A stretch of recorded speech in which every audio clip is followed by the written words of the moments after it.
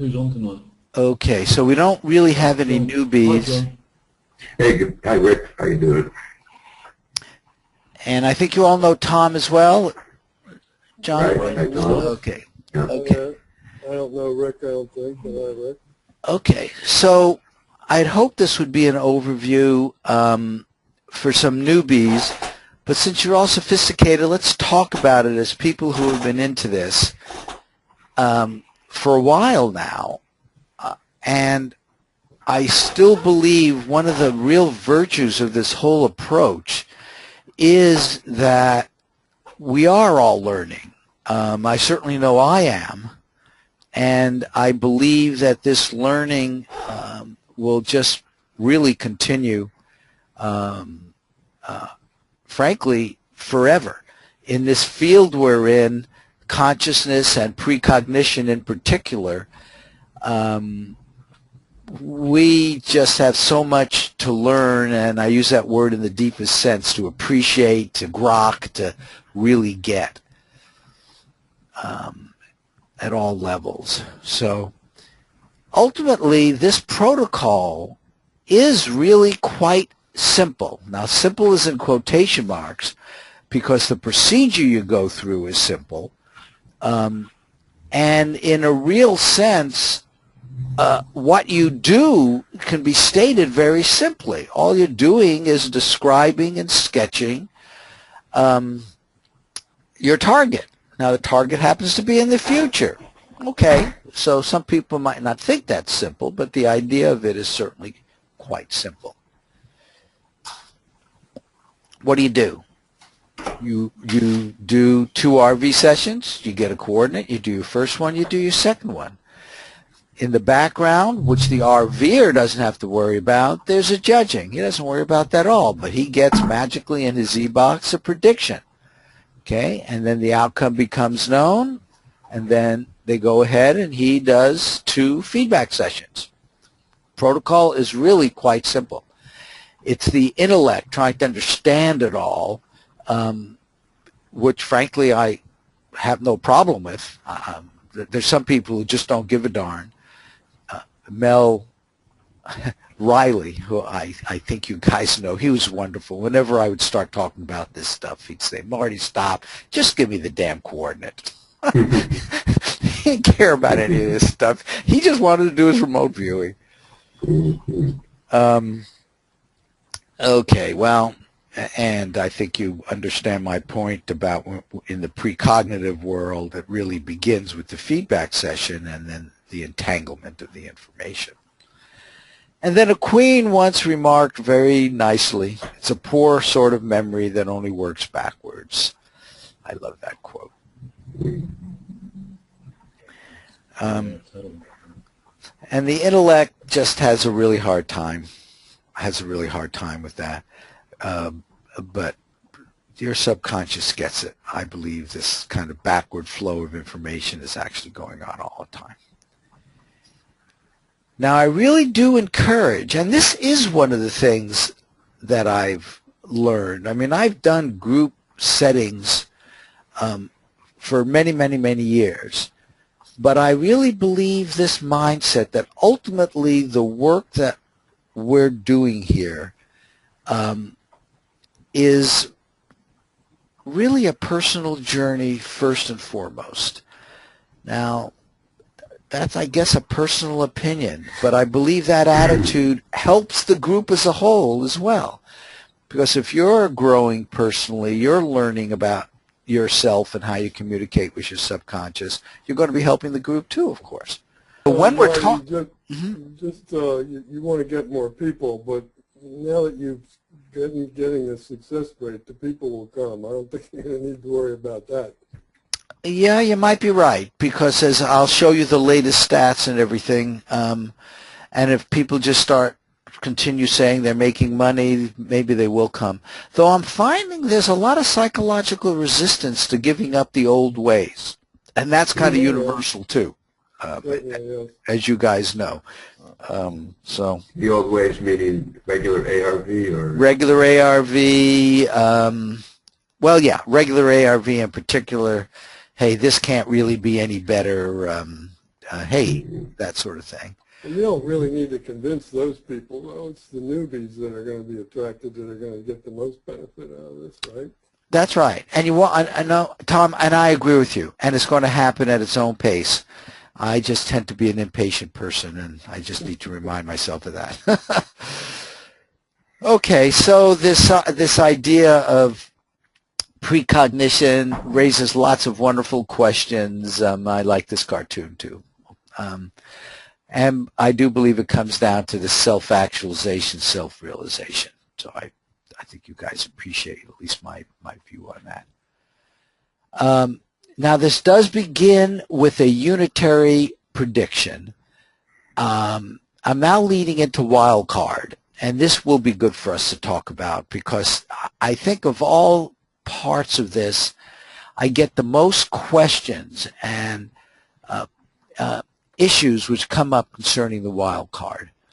So when you do a simple unitary prediction, so you're going to take one side of a binary event, and you're going to take the point of view, and in fact we did this for a while. You're going to take the point of view that if I get a good match with the indicator photo side, I being the judge, so of course I'm looking at this, and if I get water, wind, sailing, you know, triangular shapes, whatever, I'm going to say the only way I can get that is because they saw this picture, and I'm going to put out a prediction on this side.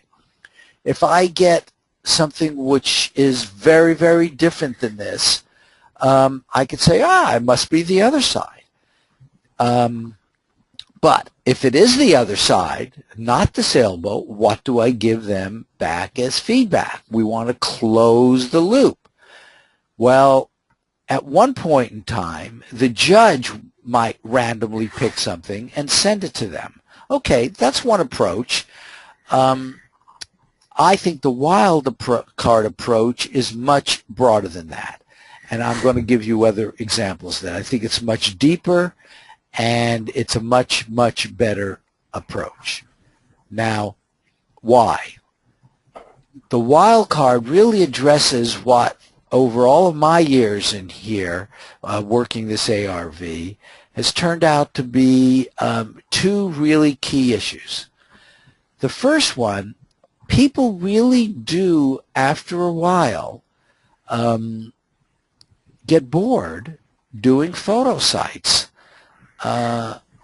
You know, I mean, there are an infinite number of them out there, but in terms of classes of photo sites, pretty soon you run out of new types.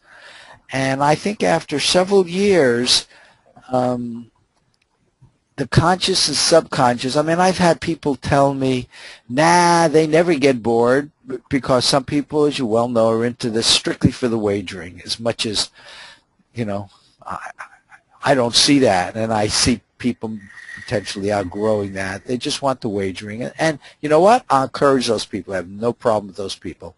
But maybe their subconscious might be getting bored. And maybe if they start going into kind of losing streaks, the subconscious says, okay, enough. I want to do something a little bit more interesting and maybe meaningful. So at least my, and again... Can I cut in? Yeah, please do.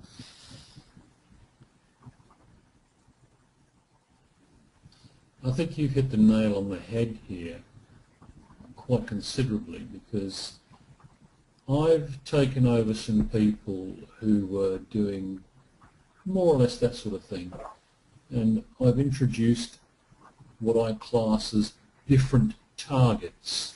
Now, not all of them have 100% feedback. They have partial feedback, it varies, and there's still questions to be asked. But the point is, the people who are in this group are absolutely loving the targets because they're different. So I think what you say has some validity to it. I wanted to add to that too.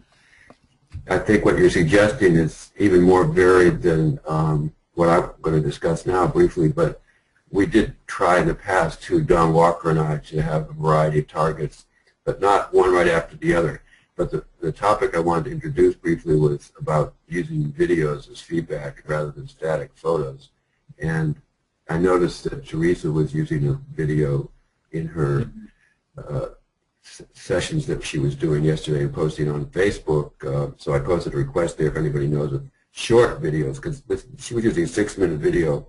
And it seems to me that a short video of 1 minute or less, maybe even 10 seconds, would be more useful because there'd be less data in it, and so you'd have less problems with matches that really weren't PSI oriented. And the Panopticon that TKR had, Panopticon is a target site. It consists of about 300, I think, or 350 webcams as a possible use. But the main question I'm asking here is if anybody knows of a good way to get short videos, or if anybody's tried this in their work. Chris George did a target. You know, I'm a viewer for his group. I think you have. And he did this, so. Okay, good.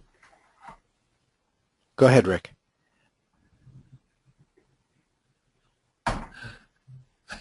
I think John has an example of my. Yep, can you hear me? Yeah. Yes. Hello? Yeah, we can hear you. We hear you. Can you hear me? Yes. Okay. Yeah, John has an example of the sort of feedback that I've given out to a group over the last year or so. But that video can be shortened quite considerably. I go out and take video footage myself doing outbounder targets. Mm-hmm. Right. And I think outbounder is another way. I actually once did that way back when. I was an outbounder and took several pictures. So I think there are other things that we can do to keep it interesting. And I think that's a good point. I just wanted to say to Rick that, yeah, I found that very valuable whenever I want to introduce remote viewing to neighbors or friends, or I use that video in my session and they say, whoa, I guess it does have some work. It does work. So when you have a concrete example you can show people, I think that's, and that video, even though it's long, it's fine for that purpose. I'm just looking for other videos that are shorter so you have like a huge raft of targets that you can have at your disposal. In my opinion, I don't think videos are like intrinsically better. I just think the change is probably what matters.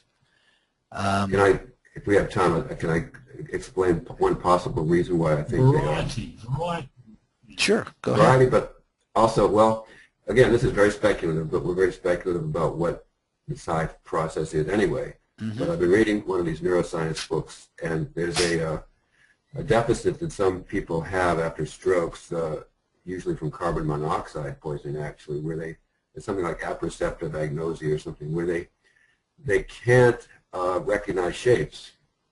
However, if you let them trace in the air or trace with their finger or even move their head in the shape that they're trying to recognize, they can do so much better. And to me, that ties in with the fact that, like when I do free draw in my sessions, that means that, I'm just letting the hand draw.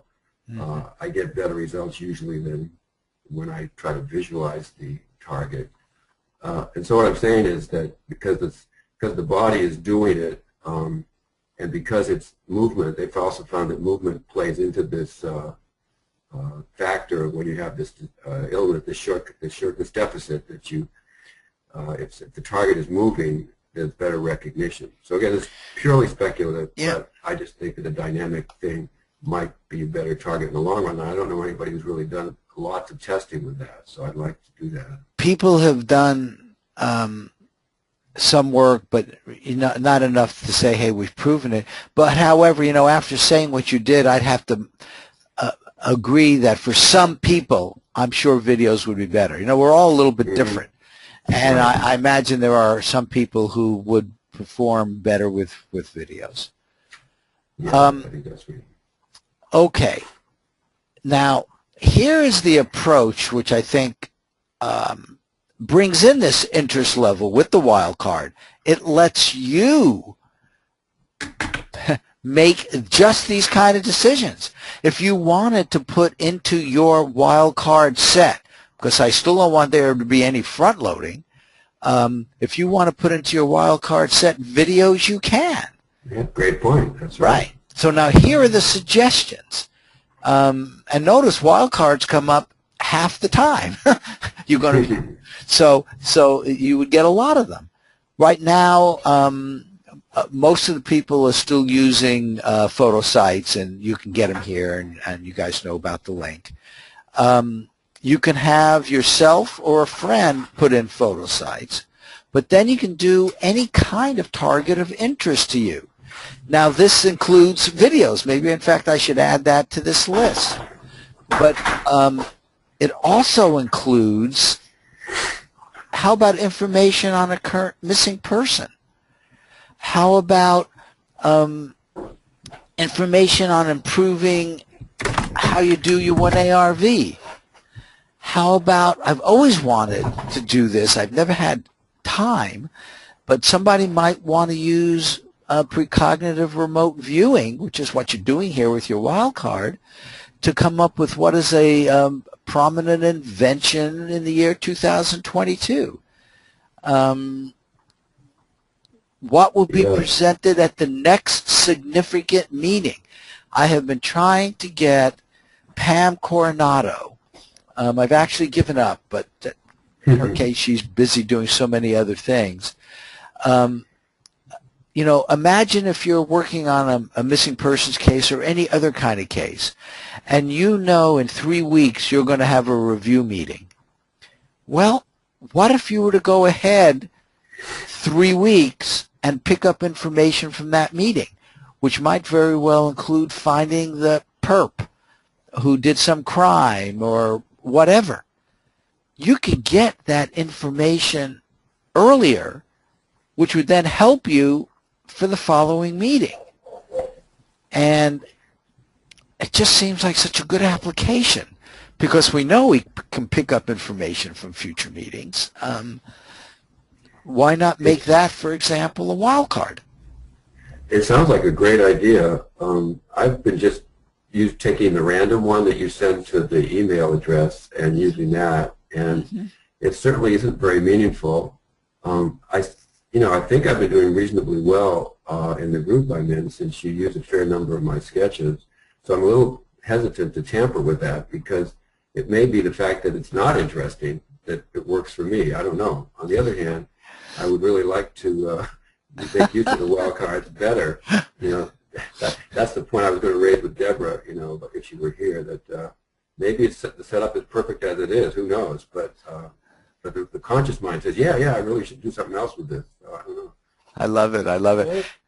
I don't understand, Marty, the point of this second group of stuff here. I mean, this is totally independent from doing 1ARV on a sporting event. I don't get the connection. Well, if I understand your question, the connection is you will have a wild card in the 1ARV approach. So the issue is, what do you do with it? Now, maybe you're asking, why do you have a wild card? But that's because I think it's important to train ourselves to do 2 as much independent remote viewing sessions as possible.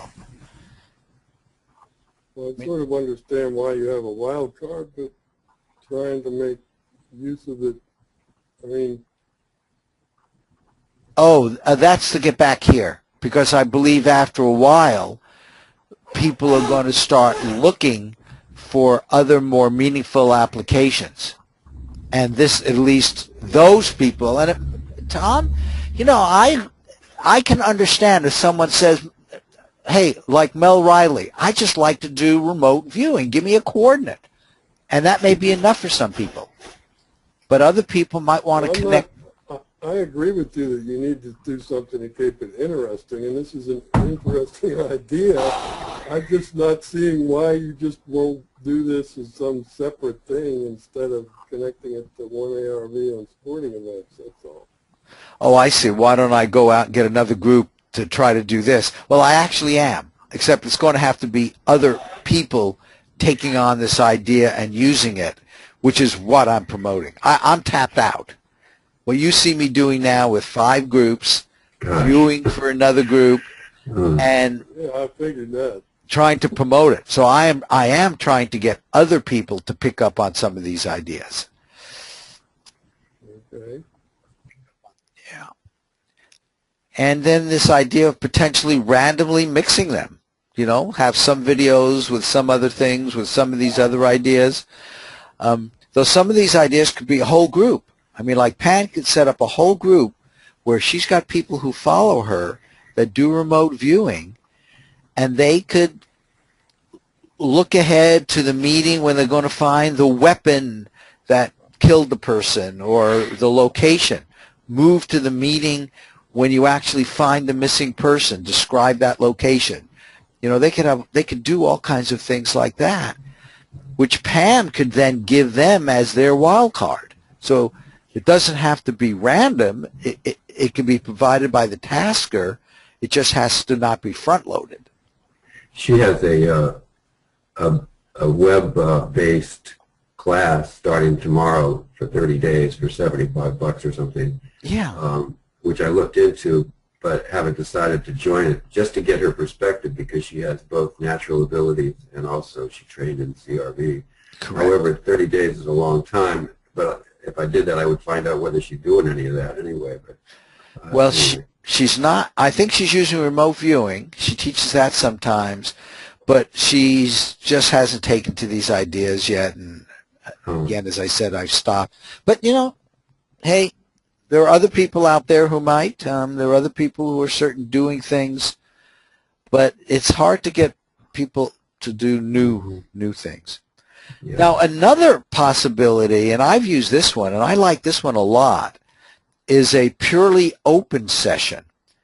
And you can do that every time. You can know that your wild card is going to be an open session, and you're never wrong.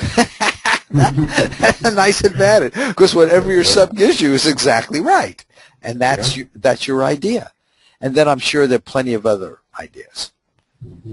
Someday, I think this wild card is going to be used more and more, but it just doesn't seem its time is quite yet. Are you going to stay on wild card for a bit here? Or move on to another? No, go ahead. No. Well, you know, Deborah's raised some points, and so has Lorraine. And I actually thought they'd be here this morning, and that's all we'd be talking about. But Deborah's point, one of them, is that we don't really know what the wild card's all about, and so she went further and tried. I guess she emailed you, Tom, or I think it was you, and try to get the actual sketch, and she wants to try to do a scientific study of it and all this, or semi-scientific. I just wondered, Marty, what response or ideas you have about what she suggested. It's so funny you say that. Let me go forward, and I will answer that question, because I put something on a slide about that very specifically. First, let me just make this point, because I believe this is important. There's a certain harmony in this one ARV, and it's this harmony which I think gives it a tremendous amount of power. And that is that you do go in with the intention of 2 separate coordinates, and from the judge's perspective, that brings in not only a harmony, the same thing from the remote viewing, because we know that we're doing things with 2 sides, and so there's a harmony there. But it also brings in a redundancy. We really are looking for a coherence on one side and a incoherence on the other. That's the ideal situation. And we get that sometimes, you know. I still wonder whether or not I ought to just wait for those cases.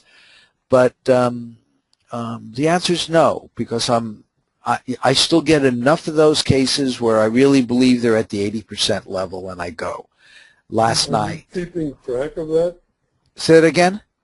Are you keeping track of that? Absolutely, with the CRs. And I'll say a little bit more about that too, Tom. My bottom line... You can do analysis on it and find out if that's true, and if it is, then you can weight those predictions heavier than other ones, Absolutely. And I just haven't had time to do that, but I'm saving all that data.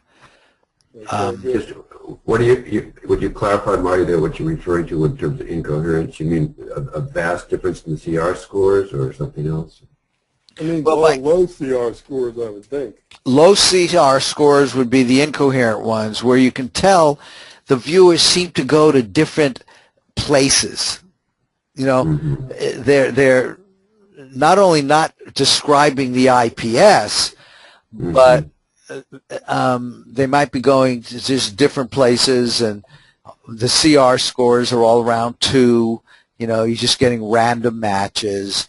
You know, I mean, it's team coherence on the upside and team decoherence on the downside. That's right. That's the ideal situation. Okay, got it. So that's like a 6 and a 2. I got one of those just recently. In fact, I'm sorry Chris George isn't here.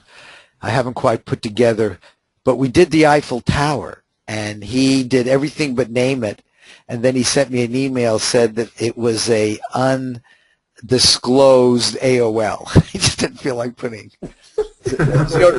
I actually gave it a 6.5 in my personal score for that one, but as a group CR, I only gave it a 6. I'll probably be putting that out to the community. It was too good to not share. Yeah. Okay, so in summary here's the coherence and the incoherent part here. So the group target, the one I always put out first, leads to coherence, and then you get hopefully no coherence for the other one, and that's where the wild card comes in. Okay, so I think you guys understand that. Here are these examples of the coherence, and we don't have to go over that again. A surprise was the bleed through. I don't encourage it, but it's important.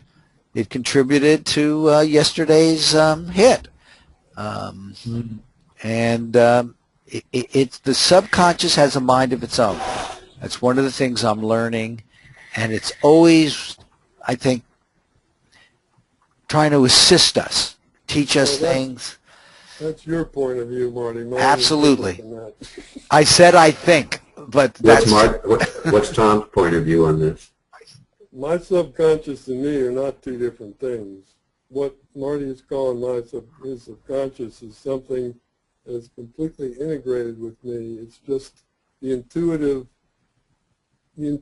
part of me that I usually don't recognize. And it's not like it has a mind of its own. I disagree 100% with that statement. They're of the same mind. It's just two aspects of the same mind that we choose in this reality to make a distinction that's not really there. Tom, you want to know something? I have no problem with that at all. I didn't think I understand that you don't like my words, and I accept that, and yours is a more detailed description, even a better description of what I mean when I say the sub has a mind of its own. Very good. Okay. So I agree with that. I mean, we Very good. yeah, okay. And now let me get to some of these other questions, and this gets into the judgment part here. Last week, and I thought Lorraine was going to be here too, and we were going to talk about last week's webinar. Were all three of you there? No. No, I was not. No. Okay, and Rick, were you there as a judge? I can't remember. But one of the beautiful things... I had to work. Sorry, Marty. Okay, very good. Then let me tell you what happened, because it was really a beautiful learning experience. The webinar before last week, so 2 weeks ago, we got a very nice hit. I think it was a 5 and a 3 or something like that. I don't remember the numbers, but the group CRs that we came up with as a group very nicely went pretty much like it was supposed to. You know, we got one high one and there was coherence. The other one wasn't. Yeah, there was some vague areas, but as a group, we did very well. This time, as a group, we did very well too, but only with great difficulty, because in spite of the fact that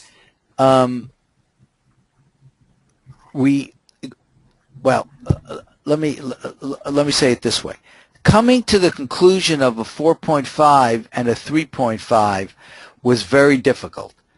Some people thought this side was extraordinarily good.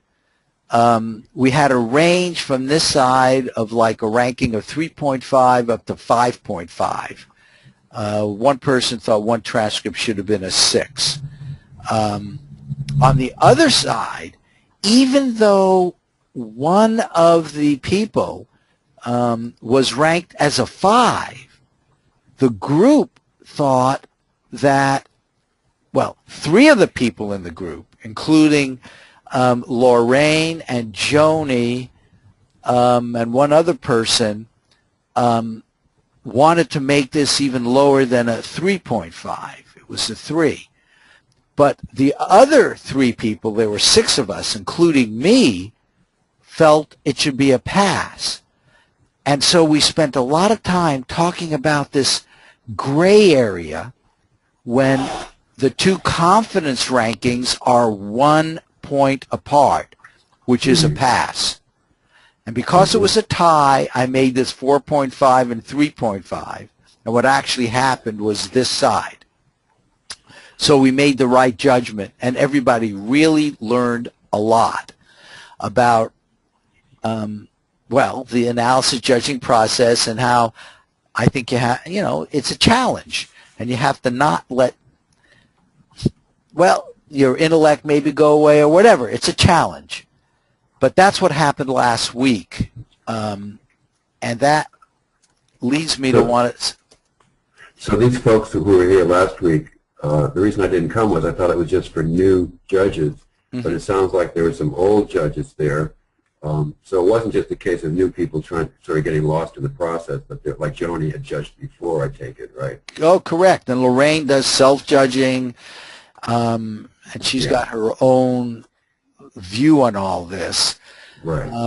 And in fact, I have a few words I want to say about that as well, and I'm sorry they're not here. In my opinion, the very fact that there was so much contention automatically means it's a pass. It's only one event. Why can't people just get over it? I mean, it's only one session, so what? I understand. But you've got an attitude where I think eventually they'll get to, but you have to work to get there, Tom. It is a self-actualization. It's a self-actualization, self-realization process. Yeah. And even though a lot of people won't see it as a certain amount of ego involvement, I think there is. And look, I've been there early on when you get a miss. Hey, blaming yourself. I still do that sometimes when I get a miss. And that's sort of you don't feel good about it ever, but it's a question of, do you want to just say, okay, that's one session and get over it, or do you want to dwell on it and say, why did we do this? Why didn't you judge that? That's of no good whatever involved. And you're right. And getting that not intellectually, but kind of in your gut. And I know you do. I've worked with you long enough to know you do.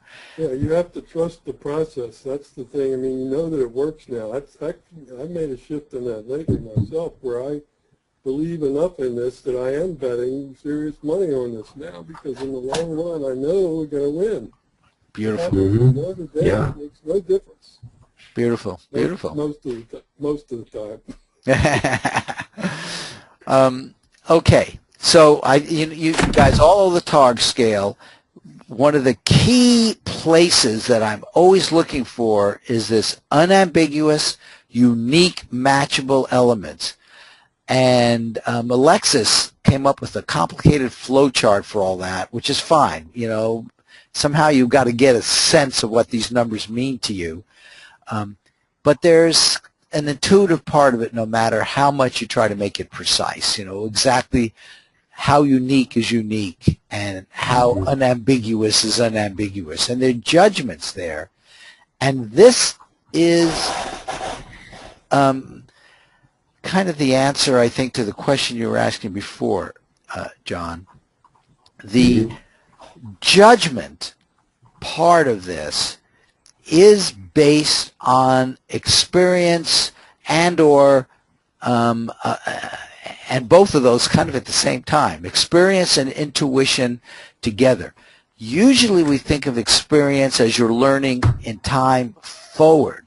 You know, I mean, one word, intuition, means as a word, I think, to most people, or certainly a lot of people, learning through your past experience.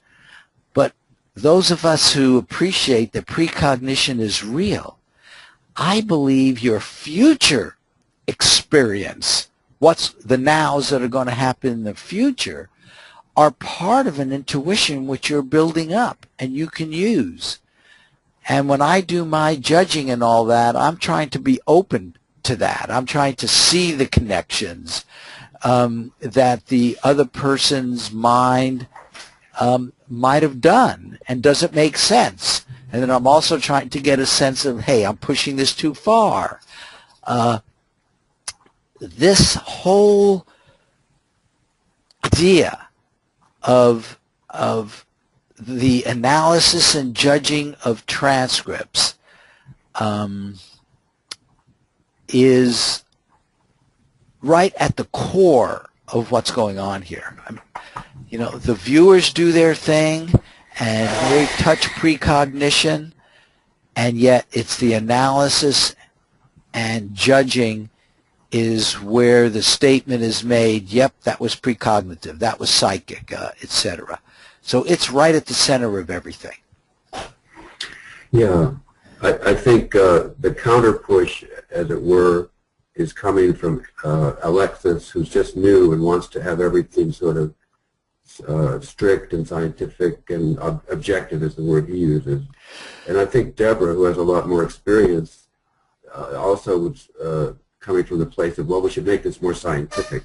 And I've written both on TKR and on Facebook, coming from the viewpoint pretty much, Marty, I think, of what you just said. So it's just a subjective, and actually Lorraine, I think, recognized, yeah, there's a subjective element here, folks. You know, you're never going to get rid of that. You shouldn't try to get rid of that. So well, that's one of the whole things that we're here demonstrating, is that left and right brain, or logic and intuition, work together to make this work. I mean, that's the whole point. Yeah, yeah. In fact, that's right. It's like it's the harmony between the two of those that is the ultimate. And I believe that's, frankly, what we're a part of here, just touching the tip of the iceberg, is imagine the new world when you have that harmony. I mean, it's going to be a different world. When, you know, it's not like you want to give up your intellect. It's just that you want to balance it with this reality of precognition. Let me say one other word about this scientific approach, because I am also getting a lot of push for people to do that, and they want me to show them the other IPS, the one that, you know, I don't want anybody to see, but I am giving it to Lorraine, and I think Deborah now might want to see it because that's the only way we can evaluate the other CRs and all that. I am not sure of this, but that might be counterproductive because it might be giving too much attention to the IPS, which might then cause the, quote, bad kind of displacement as opposed to... Why don't you just let them do it and then just track what the results are and show it? Yeah. I am. I'm not, you know, the only discouragement I'm giving is the statement I just made, and I'm giving them whatever information they want. Mm-hmm. So, and I haven't even given them that negative statement. I was hoping to do that today. So you can pass. I mean, the issue with proving scientifically, or whatever it is these people want to do, is the scientific method just doesn't include intuition. Well, that's exactly right. I mean, you're never going to prove anything. Well, actually, I disagree with that statement because I think we've already proven it. And depends on how you define proof. Exactly, but how do you define proof? I think I don't even know what they mean about, like, the Higgs particle. They said they wanted, you know, at a very high probability. They even know no matter what. It's even there we're talking probabilities. But I mean, 14,000 to 1 is pretty good. And the guys who have done the, I'm blanking on the word, but there's a word for taking lots of different.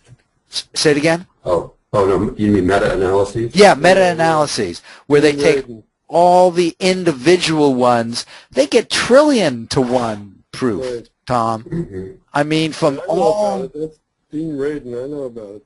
That's right. So by all the standard scientific measures, this has been proven. Precognition is real. Now our mission here, and we're taking it on, those of us who are doing this regularly, is to apply it.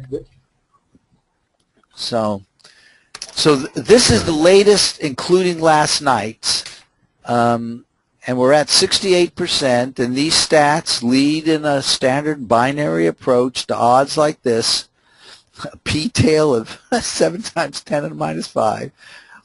Well, you know what this number means? It took me a while, this was many years ago, to actually figure out what this means. What this means is if you had 14,000 people do this experiment with this many, well, let's just say this many actual wagers. What do we have here? 118 wagers.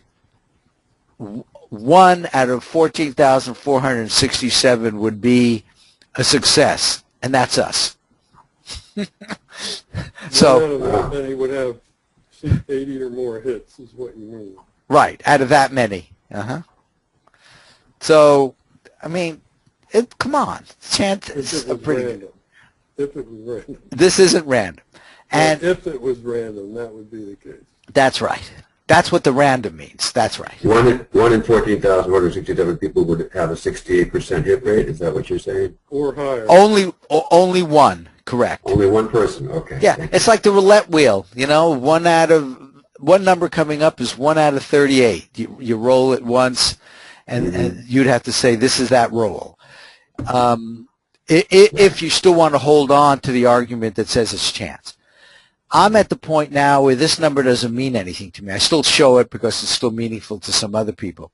This is what matters. What is this p-tail? Can you say briefly what that means? Again, I forget. Most scientific studies are considered significant if they have on a normal curve. You know what the normal curve looks like? Right. If the tail is at 0.05. So if you're at 0.05 to the right, 0.05, 5 times 10 to the minus 2. So this is that equivalent number. So it's that much greater than 0.05. This it's that much smaller. That much smaller than 0.05, right. And so those would be odds of 19 to 1. So you take aspirin on something which is roughly on the scale of 20, 30 to 1. Aspirin helps your heart. Right. Jessica Utz gave a wonderful presentation at one of the Irvin meetings about that. It's a binomial distribution. You can go plug the numbers in yourself on the internet.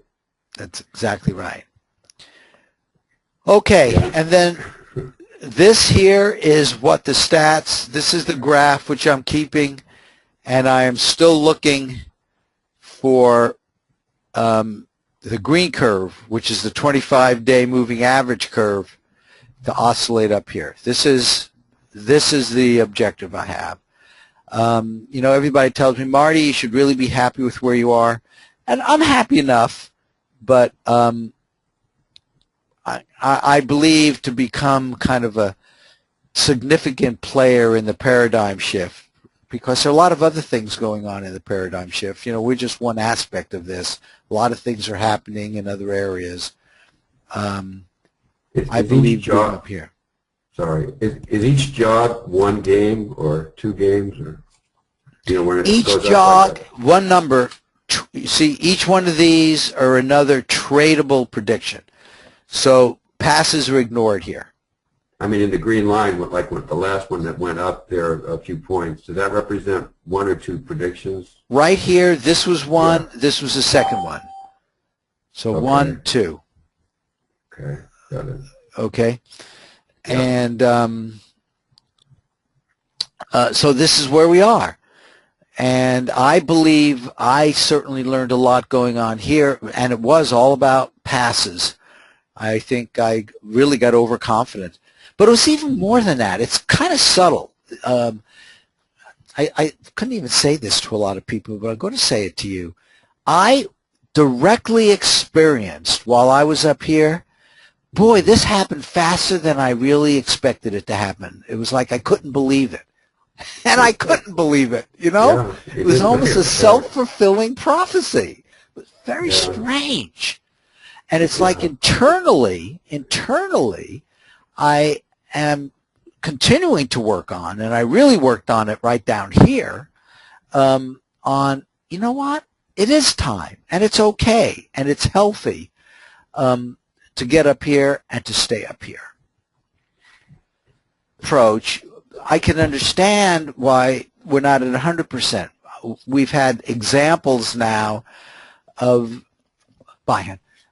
wild cards which turned out to be just like the IPS, and the person did a great job of describing their wild card in the wrong IPS. There is a level of true randomness in here which is going to keep us from being 100% all the time, I think. Or subjectivity, whatever, however you want to describe it. Yeah, I agree. I don't think we'll ever get to 100%. Right. I don't think we want to get to 100%. I do not. Okay, why not? Because then the whole world will turn upside down. And too rapidly. In some ways, you're right. Even with 75, 80%, we'll begin to get people's attention, but maybe at just the right rate. So I understand that, Tom. People that are interested in this procedure who will take the time to sit down and learn it. There are very few people overall that have the patience. Correct. Though if you get up to these areas, you'll start attracting more and more of them, Rick. At least I hope so. Yeah. Definitely.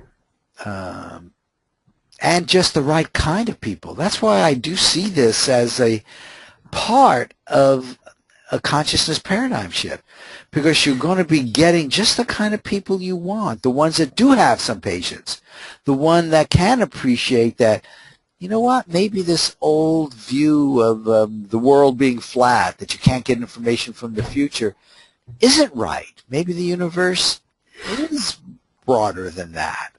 Maybe we really are all connected. Anyway, I'd like to think that.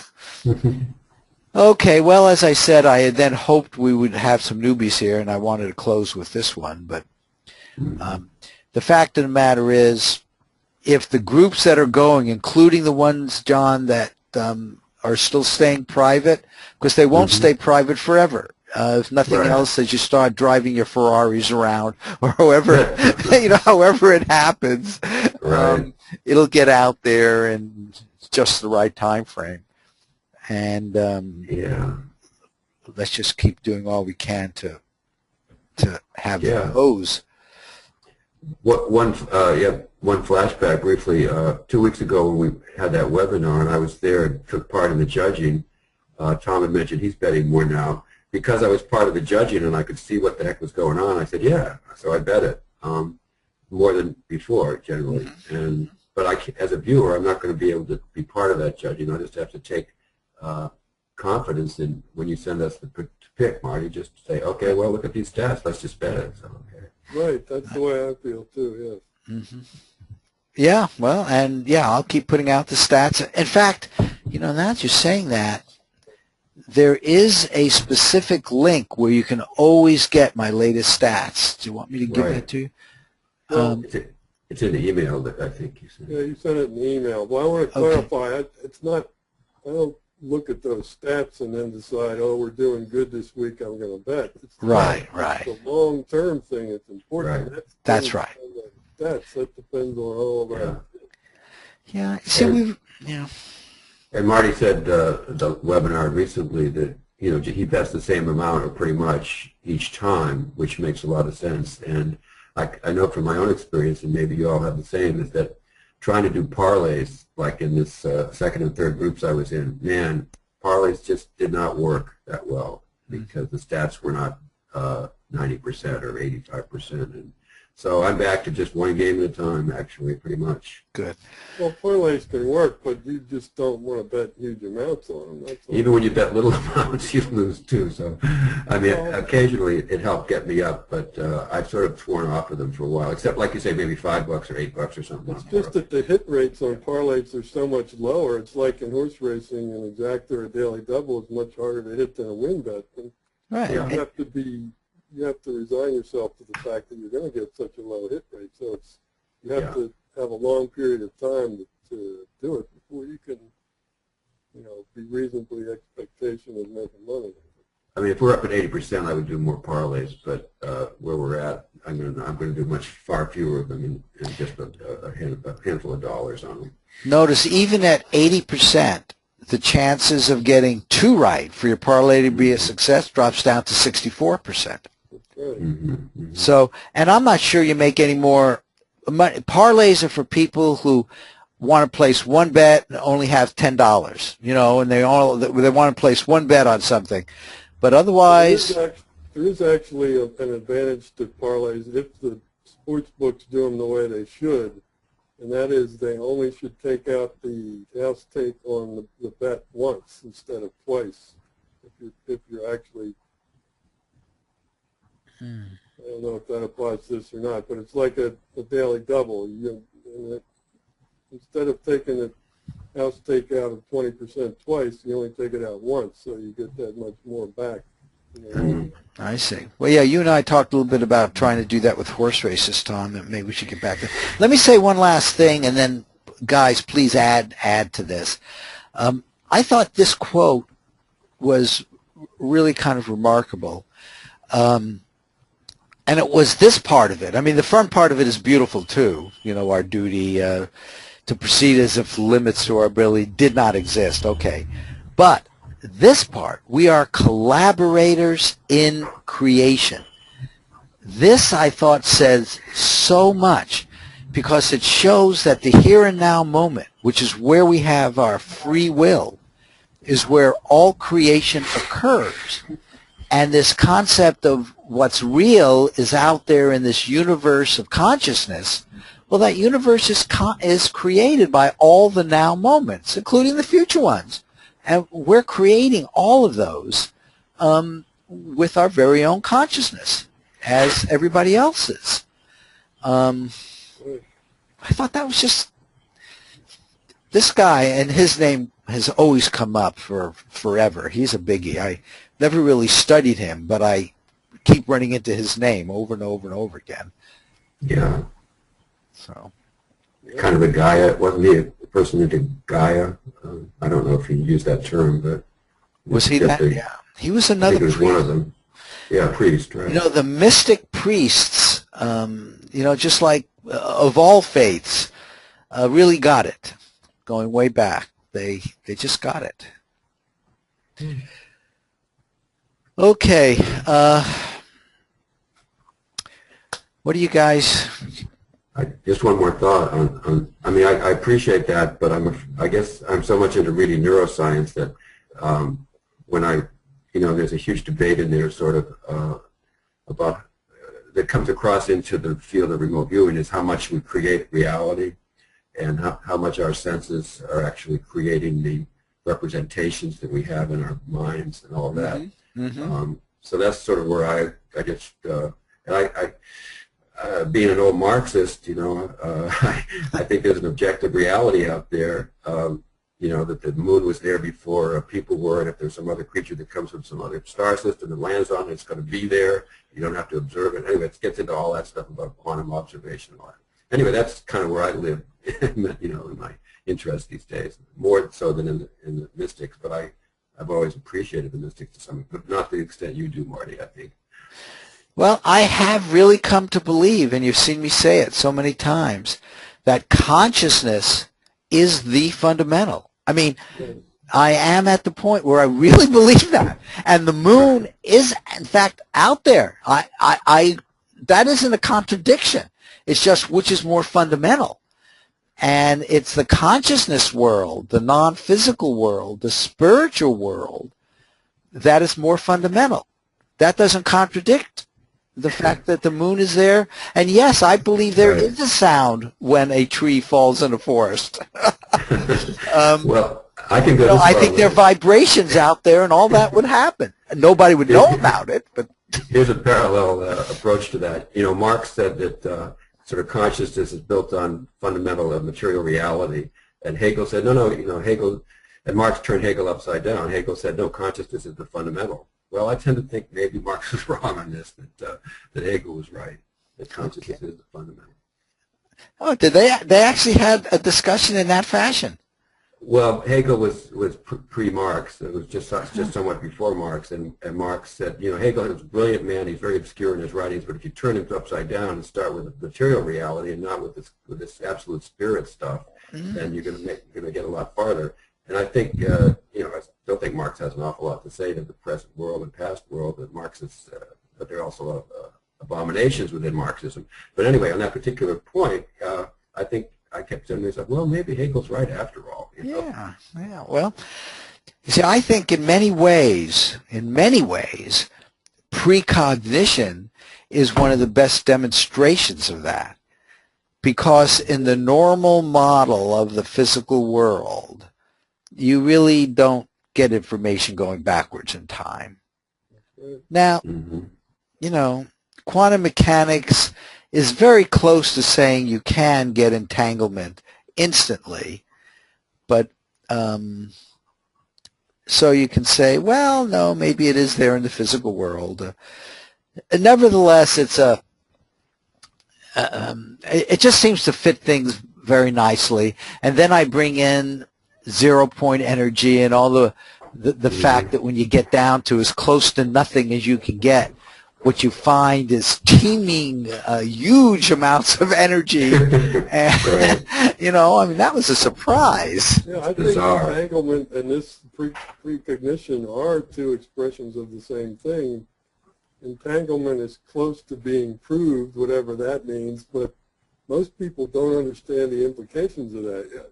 And it's just swept under the rug like it's been for the last 30 or 40 years. I mean, it's all there. People want to look at it and start understanding it, but most people would rather keep themselves in the dark about it, I think, and that includes mainstream sciences. Yep. Yeah. Go ahead, Rick. Give us some closing remarks here. Me? Yeah, you. Yeah, you from Perth there on the far side of the moon. You've been relatively quiet. I've agreed with some of the comments that Mark has made. I'm interested in the wagering more from the aspect of showing the students that it can be done. So what I'm doing is putting small amounts of money as a bet to get a printout of whatever it is, half a dozen bets, to show them that it is possible, it is being done, here's the proof. I think the variety of targets, apart from the ones we discussed earlier, just photo targets, may have something to do with it, because the group that I'm running at the moment has so far got very good hit rates on what I classify as different targets, which are not the run-of-the-mill Eiffel Tower targets. There's something a little bit out there where they don't get 100% feedback, so I'm inclined to go with Marty on that. You know, something a little different, something a little bit off the track from the usual photo sites. It's the variety which keeps the sub going, keeps the interest, keeps the people's interest, especially when they get the feedback and they go, oh, wow, that's interesting. I like to get people's comments and feedbacks on the targets that have been supplied and go over their sessions literally as many times as I can, and have other people go over the other people's sessions and ask them for their comments, because this is the way I think it really generates more interest and makes a group more cohesive. Mm-hmm. So can you give us an example of what you mean by different targets?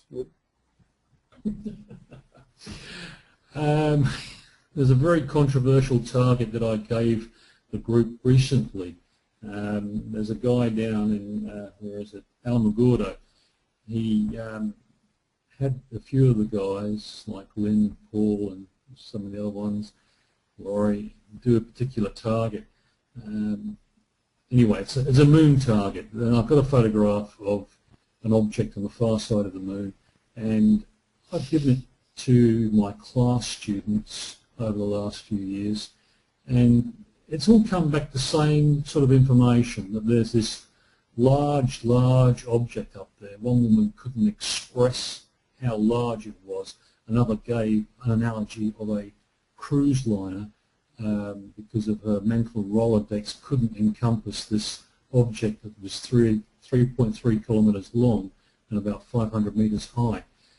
This is a sort of different type target. It's not 100% feedback. We've got a photograph of it, and that's it. That's why I call something different. It sort of fuses into the people a bit more interest, a bit more energy, a bit more oomph, whatever you like to call it.